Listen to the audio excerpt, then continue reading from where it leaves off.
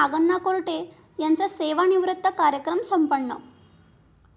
देगलूर येथील अंध विद्यालयातील कनिष्ठ लिपिक श्री किशन नागण्णा कोरटे नरंगलकर हे नियत वयोमानानुसार सेवानिवृत्त झाले।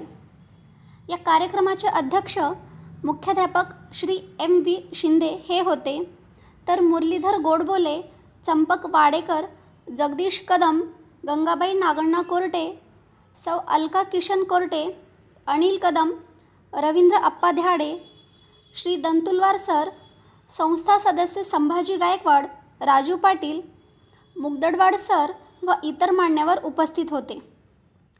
कार्यक्रम यशस्वीतेसाठी शाळेतील शिक्षक S.S. Shelke, M.Y. भुताळे, M.B. Gaikwad, V.N. कीर्तिवार, Ahmad Javed अहमीद, वंदना वानखेडे, R.A. मुंडेश्वर, R.V. पाटील, सायलो यंबलवार, ज्ञानेश्वर कोरबनवाड, दिगंबर गुडमेवाड, सुभान शिराळे, तौफिक शेख, गणेश बिरादार, अनिता बोयावार, कल्पना देवडे, नागेश्वर नागणपल्ले, रामचंद्र डांगे इत्यादींनी मेहनत घेतली।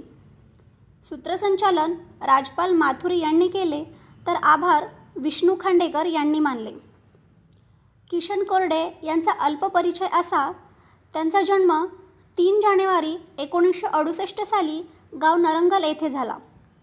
त्यांचे प्राथमिक शिक्षण 1ली ते 7वी नरंगल जिल्हा परिषद शाळा नरंगल येथे झाले व 8वी ते 10वी शहापूर येथे। 11वी आणि 12वीचे महाविद्यालयीन शिक्षण देगलूर महाविद्यालयात झाले।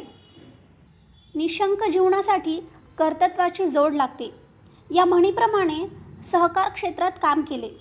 दूध डेअरी, कृषी विभाग, स्वस्त धान्य दुकान तसेच जिल्हा प्रौढ शिक्षण कार्यक्रम, साक्षर भारत योजना अंतर्गत प्रेरकाची भूमिका पार पाडली।